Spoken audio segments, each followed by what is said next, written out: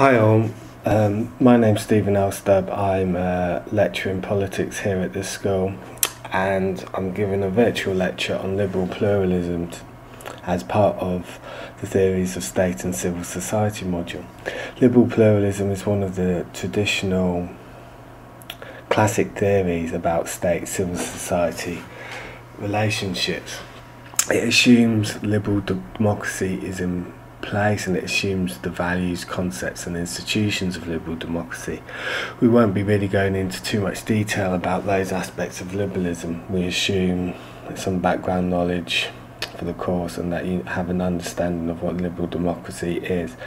We'll mainly be focusing on the pluralist aspect of the theory, and pluralism is the idea that societies are diverse in terms of interests, beliefs and identities.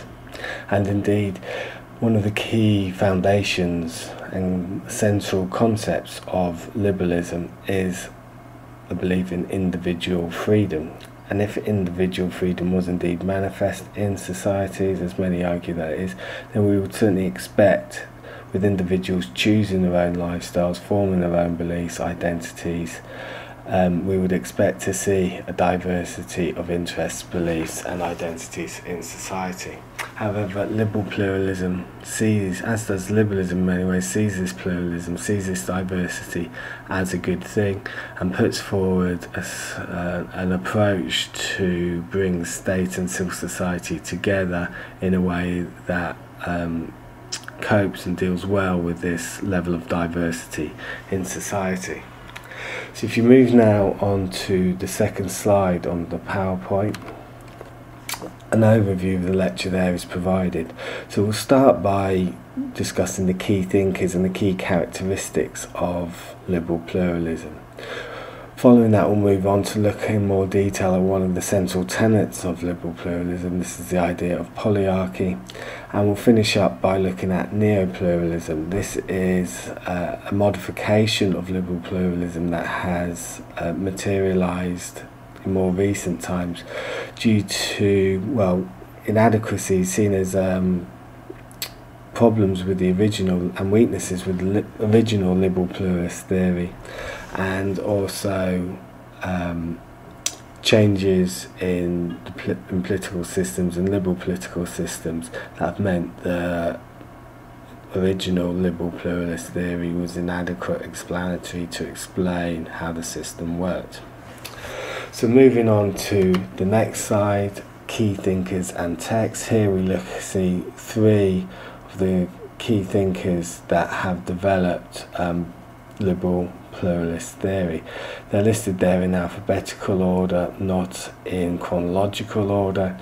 So we'd start with Truman, the governmental process in the early 50s, and he really saw the importance of interest groups to liberal democratic systems, and actually saw them as the most important element of any liberal democratic system. And we'll see the relevance of this to liberal pluralism as we proceed through the lecture. You then see the ideas of Dahl emerge, and his key thing was how to achieve democracy, liberal democracy, on a mass scale in large complex societies, in nation states such as we still live in today.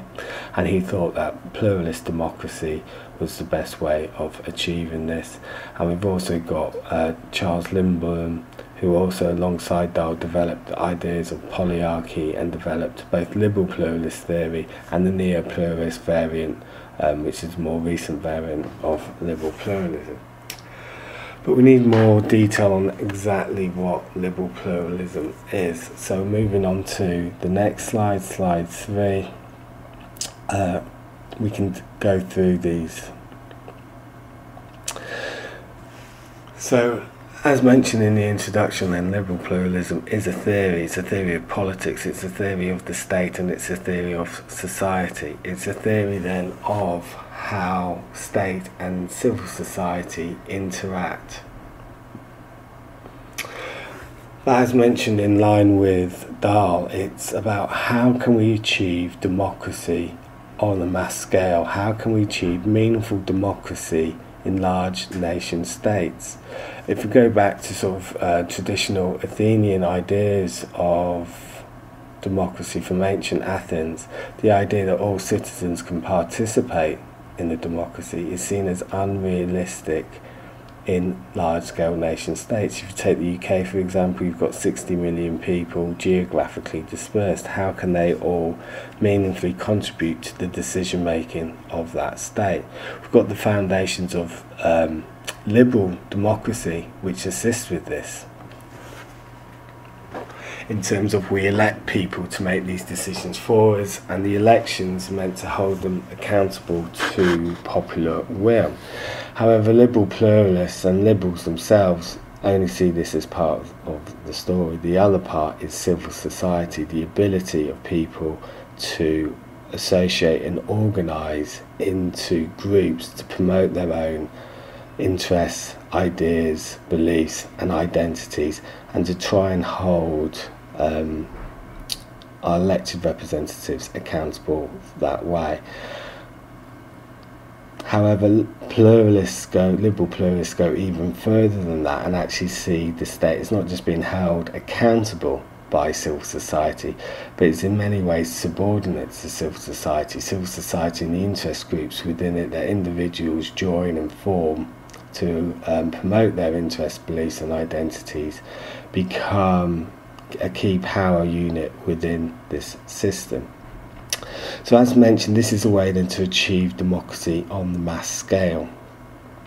In doing so, liberal pluralism then also tries to reconcile liberalism, which because of its focus on individual freedom has always had a belief and an aim of trying to limit state power. They see state power as a key threat to individual freedom, individuals deciding for themselves.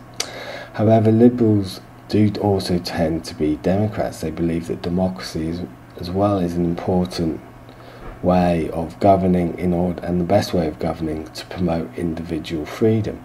However, there's always been this tension then within liberalism between this aim of limiting state power, such as through checks and balances on the state, such as individual rights that protect individuals from the collective power of the state. But this ultimately in a democracy means limiting the power of majorities. Democracy is very much to do with majority rule, and if we're have individual rights, we are basically saying to democracy there's certain types of decisions you're not allowed to make. So democracy itself is limited, as well as limiting the state if the state is a democratic state. So there's this tension between liberalism and democracy, which liberal pluralism is also trying to resolve. It's a normative theory. By that we mean, by normative we mean it's moral. It's saying that this is a good thing, this is how things should be, regardless of whether it's actually happening in practice, whether the reality resembles the theory. It should be, and therefore we should try and amend practice and our political systems to more closely approximate and correlate with the theory, in this case, of liberal pluralism. So liberal pluralism is normative. Liberal pluralists believe this is a good thing. However, it's also seen as an explanatory model. So liberal pluralists have also argued that it actually does explain actual political systems quite accurately. In particular, liberal pluralists have seen America and the UK, Anglo-Saxon countries really, as their political systems as resembling the values and adopting the values of liberal pluralism. So it's possible to be a liberal pluralist on the normative variant, to believe liberal pluralism is a good thing, but not to believe that it's actually in place or approximated that closely in any political system. It's also possible not to be a liberal pluralist in the sense that you don't believe in the normative aspect of the theory, you don't think liberal pluralism is a good thing. Well, it is a good explanatory model. It does indeed accurately describe how certain political systems operate, but it's also possible to be both, and most liberal pluralists are indeed both. They believe in the normative aspect of it. They believe liberal pluralism is a good thing, but also believe that it has explanatory potential for explaining current liberal democracies and those from the past as well. So what are then the key values of liberal pluralism? Well, it comes back then from this diversity that I highlighted at the start of the lecture, that there's diversity of interests and beliefs throughout society. And within liberalism, one of the key rights that we have is freedom of association. We're allowed to organise into groups with anybody that we want to promote the ideals, beliefs and interests that we want, providing that we do this within the laws of the land. We do this civilly, and therefore terrorist groups that also fought to promote their interests are not considered to be part of civil society, not considered to be part of valid inclusion in liberal pluralism. But pretty much all other groups can form to promote their own interests. On top of that, you've got government, and different political parties compete through elections for governmental power, with citizens at election time sovereign and deciding which political party or combination of political parties will form the government. So these are classic tenets of a liberal democratic system, and these are also crucial elements of the liberal pluralist approach to state and civil society relationships. But the idea is that through these different party competition and through the huge number of pressure groups and interest groups, etc., that exist in civil society, promoting a huge myriad of interests and values and identities, that this promotes a diffusion of power. So this is a good thing for liberal pluralists. Remember, liberals, they want to limit state power. They want to be against monist, centralised power. And if you look back, the key texts from Dahl and Lindblom, these were written at the height of the Cold War. So there was these alternatives of a centralised totalitarian state that liberal pluralists were very much against. And a diffusion of power then is for them a key way of limiting state power. So moving now on to the next slide. How does the state work then? Well, in order to limit state power, in order to diffuse power and stop it being overly centralised, the state apparatus, state power is divided itself, and it's divided by a number of checks, controls and balances, such as bills of rights that give individuals rights, but also the classic liberal doctrine of a separation of power, separation between the judiciary, the legislature, which means that no one body and the judiciary, executive and legislature, which means that no one body has complete power to make all decisions, and that they have to work together or have to approve each other's decisions. So there's a diffusion of power in the state itself. This is also facilitated by the fact that political parties then compete for governmental power via elections. This also enables a democratic element. It's the citizens themselves who are choosing who are going to govern them. But unlike in some approaches to liberal democracy, liberal pluralists want the citizens to be active outside of elections and to have a say and participate outside of elections. Again, they're trying to deliver democracy on a mass scale. So civil society, which is made up of a diversity of groups and associations, facilitated by and secured by this right to freedom of association that we find in liberal democracies, represent this huge array of interests and preferences that must exist in a society where individual freedom exists. We're allowed to choose what to believe in, we're allowed to choose our religion, we're allowed to form our own identities, and in a diverse society you'll also therefore get a diversity of interests too. So the different interest groups promote and represent these various different interests and preferences. People join a group because they share those interests. They may, if they feel that no group is representing their interests or beliefs, they can form a group, providing that there's sufficient other people who agree and want to form a group with them. And consequently, we have this diverse number of groups promoting our diversity of interests and beliefs. And another key aspect then is that the government then itself and the state is actually neutral towards these different interests and views that are articulated to them through by civil society. So civil society groups can use a number of different ways. They can lobby, they can try and get access to the media, they can do popular protest. In general, liberal pluralists don't favour sort of civil disobedience as a way to promote interest. They believe that more traditional mechanisms of lobbying, for example, are open to all groups to promote their interests and articulate these to government.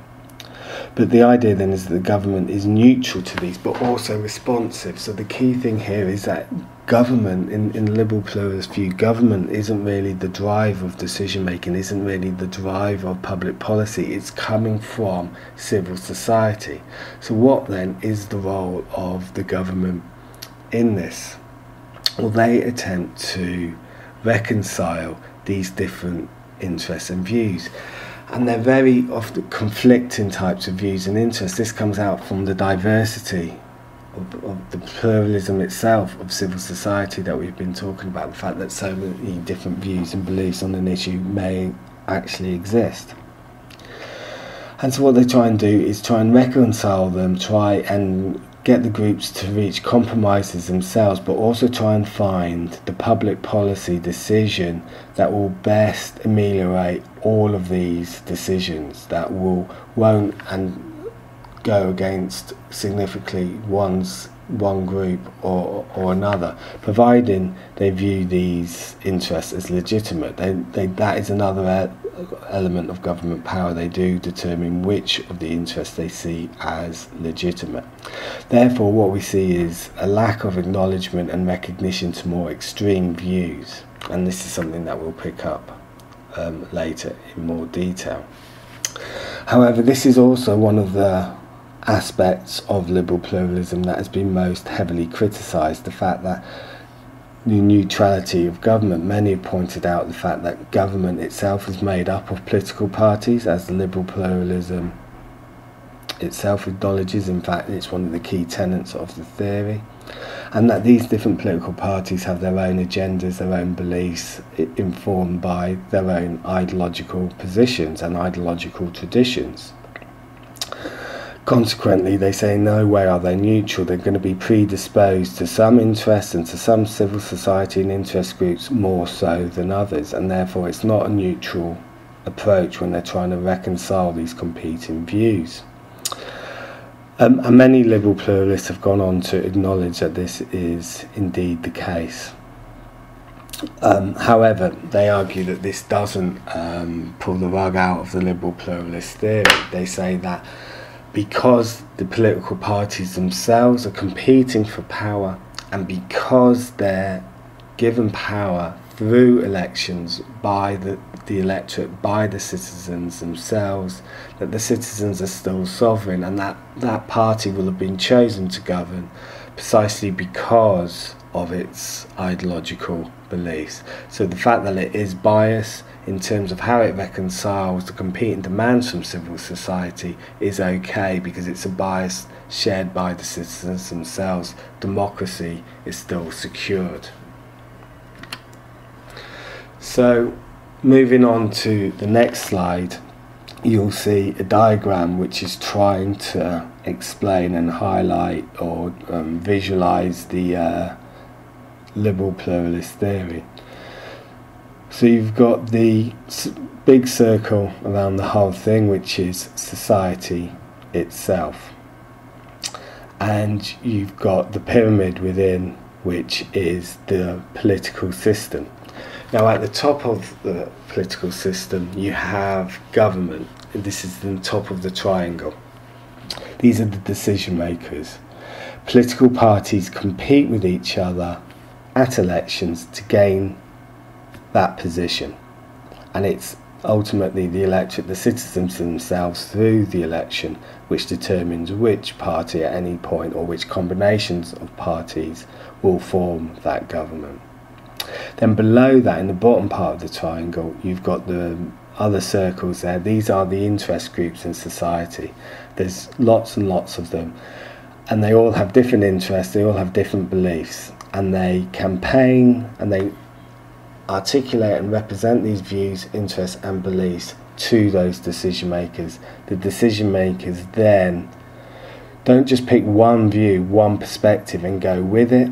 They try and take on board, this is in the pluralist vision, they take on board a huge array of these different views and try and come up with a public policy that will most effectively recognise and reconcile these competing different views and interests. And then below those groups you've got just an array of dots. These are individuals. Obviously the liberal theory itself is completely based around the individual, but in this liberal pluralist, and this is why it's a specific aspect of liberal theory, it's the groups that are far more important. It's the associations that we voluntarily choose to join that make up civil society that are the key drivers in this political system.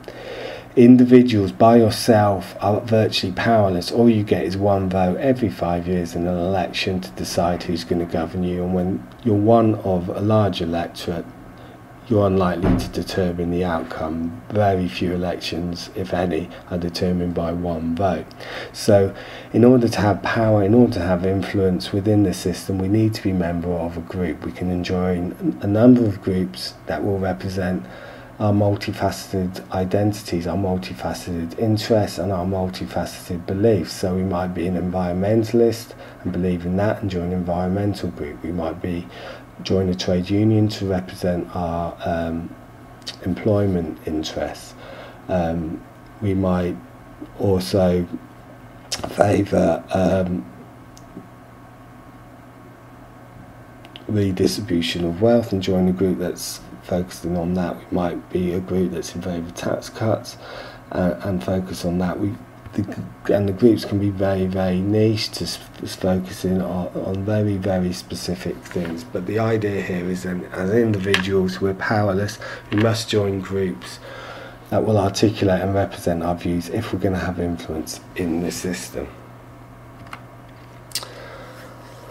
Moving on then to the next slide, polyarchy. And this is the key concept put forward by Dahl, but also developed by Lindblom itself.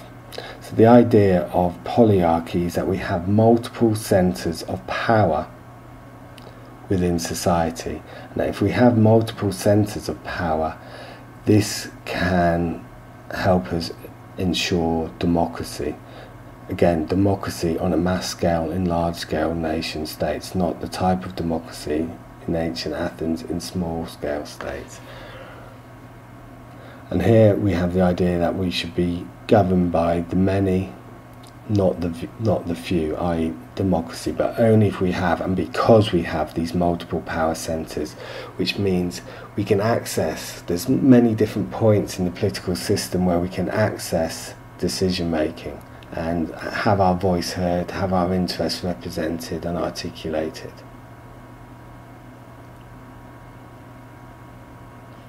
Now, Dahl was one of the key liberal pluralists who acknowledged that not only is the state perhaps not a complete neutral arbitrator, because it is ultimately controlled by political parties, but the key thing is that the infrastructure of the state itself is neutral, that ultimately any political party can get access to that state if they win the election, and they can use the state mechanisms to make the public policy that they deem fit post consultation with civil society. And like I said, that is a controversial theory, and you'll certainly be hearing theories counter to that from Marx and others in the weeks to come. But another key point that Dahl put forward was he acknowledged that in civil society itself, resources to influence public policy are unequally distributed. To quote from him, he says, "If you examine carefully any policy decision, only a quite tiny proportion of the electorate is actively bringing its influence to bear upon politicians."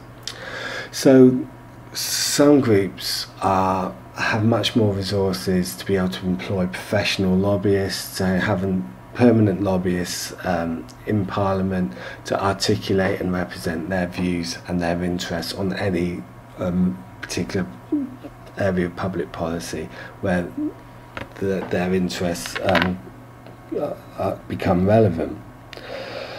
Whereas some groups, community organisations or an interest group just formed from, a few normal citizens, for want of a better word, may have very, very few resources. The resources that they may have may not be financial at all, may not be political clout, but just the time and energy and enthusiasm and passion of the actual members, and that's it. And consequently, they'll find it very, very hard to compete with a well-resourced, wealthy interest group. However, despite this weakness that Dahl acknowledged, he still believed that the pluralist system could operate effectively, and it still had explanatory and normative potential. Obviously, in terms of the normative aspect, he would want to try and reduce these inequalities in civil society to give all groups an equal chance to influence public policy.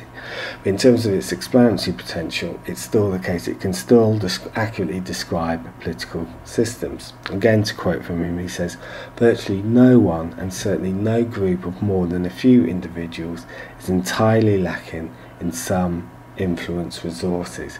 So that even though there is this inequality in resources to influence public policy, pretty much every single group has some resources to influence public policy. Like I say, even if that's just the passion and enthusiasm of their members, that's still a resource that they can utilise to write letters to politicians, to campaign, to protest and to lobby themselves.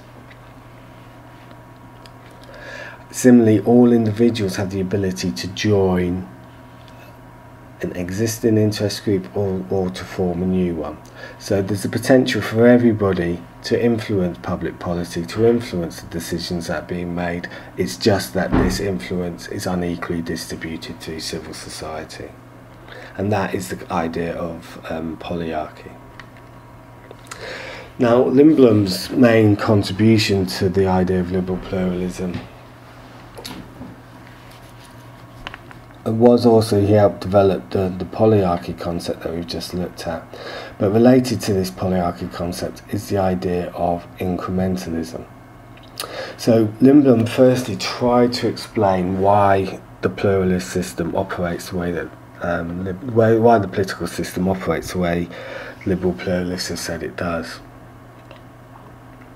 So in complex societies, trying to make public policy over complex areas, from the economy to environmental issues, health issues, foreign trade.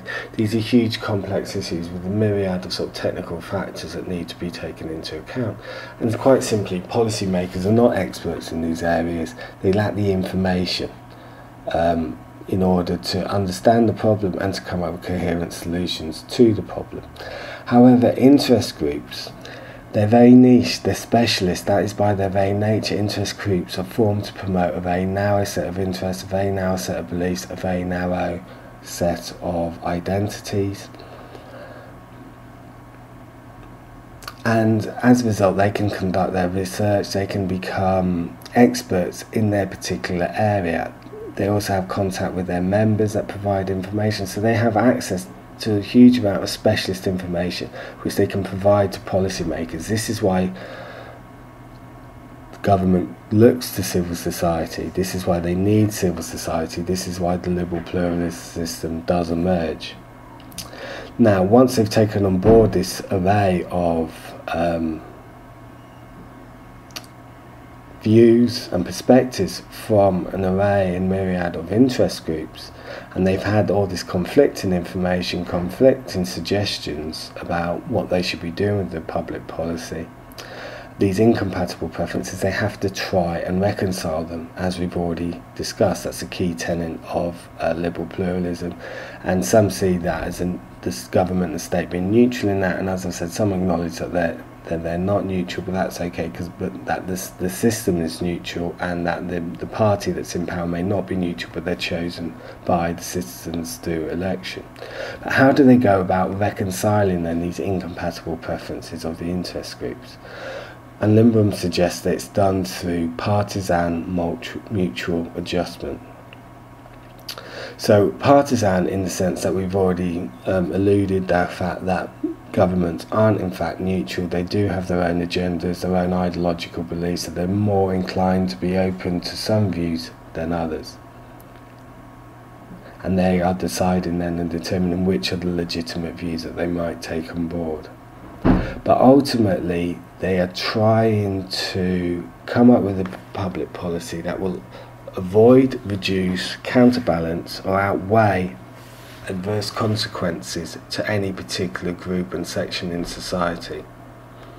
And they'll get this information for how their policy either is or would affect certain sections of society from the interest groups themselves. So they try to avoid it in the first place. If it's inevitable, reduce it, counterbalance it. If they can't avoid it, they can do another policy which might make up for some of the negative consequences on the group, and similarly another policy that will outweigh the disadvantages that they're getting from this particular policy. So they're trying to find the policy that is going to annoy and disrupt and be of disadvantage to the least number of people ultimately. And again, this is why there's a democratic element to this liberal pluralist approach. However, for Lindblom, this then also leads to a disjointed incrementalism that, public policy, if each ministry and each department is making policy this way, there's a lack of coordination and lack of coordination across the different policies that any government might be implementing. But it also means that we're very unlikely to see any radical change, any radical policies. Ultimately, the status quo will be preserved because it will be seen that the current way of doing things is like moving away from the status quo is more likely to have adverse consequences for certain groups. Similarly, policy then is also introduced. It's incremental in that public policy will make only small changes rather than dramatic changes, and that actually, because these are small changes, just in case they did make a mistake, just in case there were unforeseen adverse consequences to key groups within society, that the policy can also be reversed either by the current government or subsequent governments. Moving on now to the next slide on neo-pluralism. So we've covered the key tenets of the traditional liberal pluralist view to state and civil society relationships. However, more recently, the neo-pluralist view emerged. And this, as I mentioned at the start of the lecture, was due to some sort of weaknesses seen with the traditional liberal pluralist view.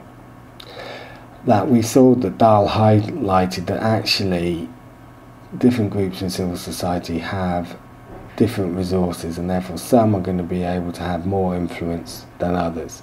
And so this inequality of influence is not desirable, but it is inevitable. It's very hard to equalise these resources across all of civil society.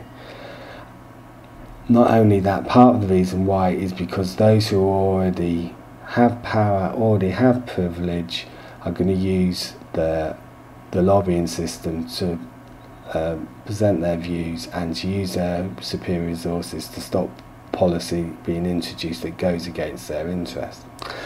And in particular, Lindblom here highlights the power of business. So interest groups that represent the interests of business, such as the CBI, have much more resources than other groups. They have much more influence than other groups representing others' interests and other perspectives in society. So they have this inequality, one, because they have superior resources, but also it's easier for them to organise. They basically have business groups have one primary motive, and that is profit. So any policy that is going to compromise or reduce the potential to make profit, they're going to act against and try and prevent being implemented. They're also going to encourage policy that will make it easier for them to make profit. So there's easy to see then what they have in common and their common interest. For other groups that's not so easy, and people may free ride. So for example, if you're a member of a trade union, well, if you're a worker, you might not join the trade union, might not go on strike, get reduced wages because you're on strike, because if the strike's successful, it'll be successful about whether you participate or not. So other groups have collective action problems that business groups don't have. And the capitalist system is biased itself towards the power of business. A successful capitalist economy needs investment. That investment can come from two places. It can come from the state, or it can come from business. And really, the state, in a capitalist system, the state looks for business to provide as much of this investment as possible.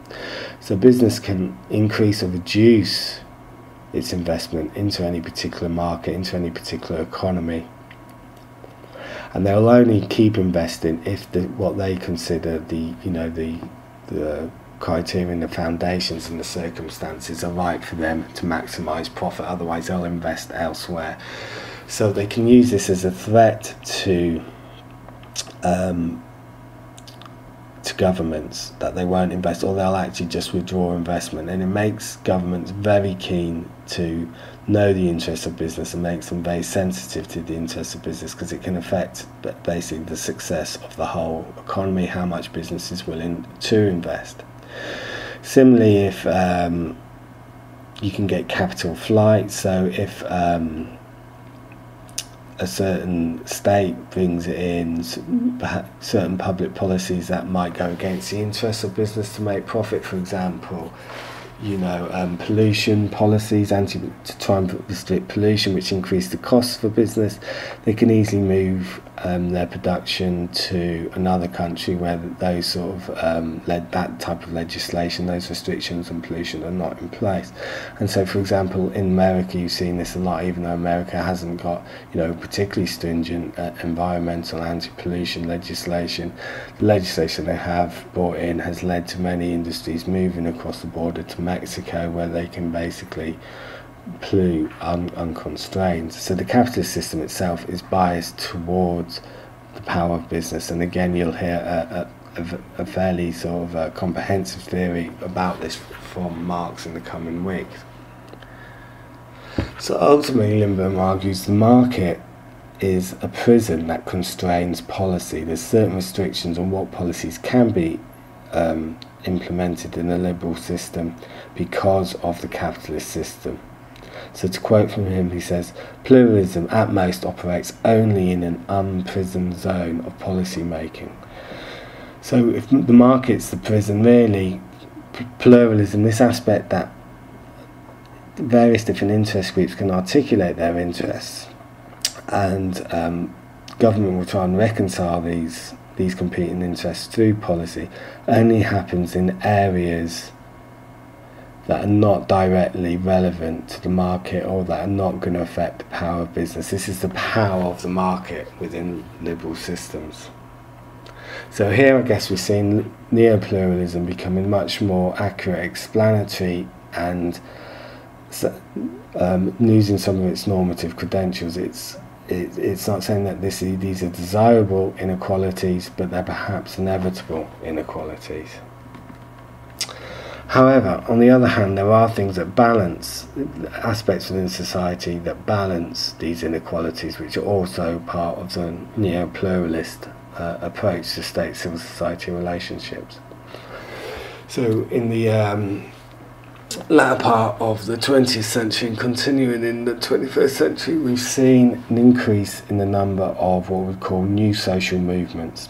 New social movements are those that have campaigned for various different civil rights, anti-war and peace protests, environmentalism, feminism, and in general associated with identity politics rather than just pure and simple, straightforward interests and particularly material interests.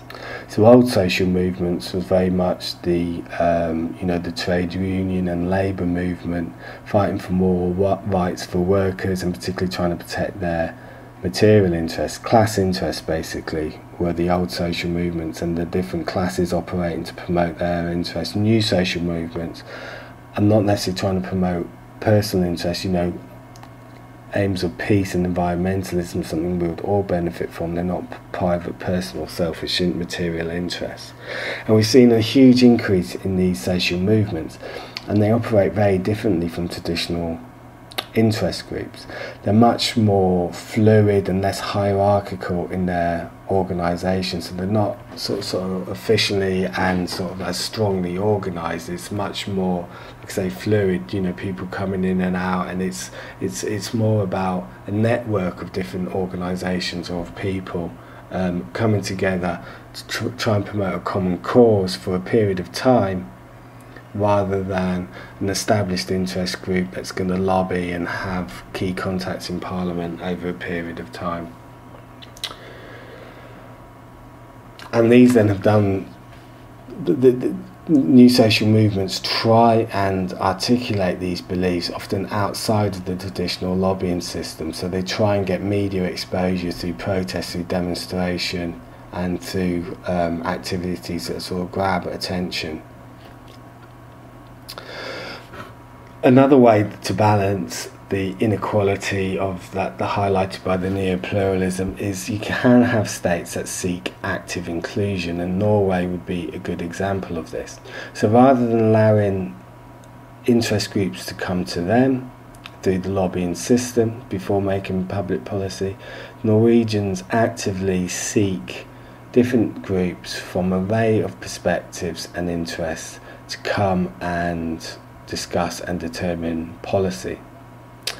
So this is very inclusive, and in some ways enhances the democratic element, because these groups are now having a greater say in policy making. On the other hand, it goes against democracy, as in the electorate are very much not sovereign anymore. The elections mean little because it doesn't really matter which party's in power.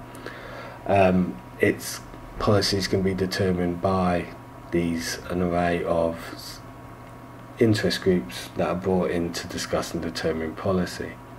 Some of the more official ways of having an active, inclusive approach to public policy making are corporatist systems. So Germany is a good example of a corporatist system. In the UK in the 50s and 60s, and even in the 70s to a degree, although it was starting to reduce then, lots of local government adopted corporatist approaches to policy making, local policy making, and the Labour Party themselves often, when in government, used corporatist systems. Now, the corporatist systems tend to be tripartite. That means there's only really three actors included. So it's the state and the government themselves, business, and trade unions representing the workers. So you've got the employees and you've got the workers being represented. So it's much more based upon the classic model of class interests, and sort of fails to acknowledge the fact that there's the change for new social movements, and that there's much more identity politics now, and people with a huge array of interests that are not just materially based and not just selfish based. And so it's a much more exclusive system, the corporatist system. It only includes a few actors. And now, with the last 2 points here, we're kind of moving on to the territory that we picked up by on governance and policy networks. later on in the module. But the idea here is that we're now moving away from government, where the state and the government determines things and policy. So whereas to a system where it's governance, it's decisions being made and policy being determined almost without government. So the idea here is that the suggestion is that the state is steering and not rowing. It used to row, it used to make policy and implement that policy, oversee that policy, whereas now at best it can just try and guide and coordinate some of these policies, which are ultimately determined by an array of policy networks with lots and lots of different actors.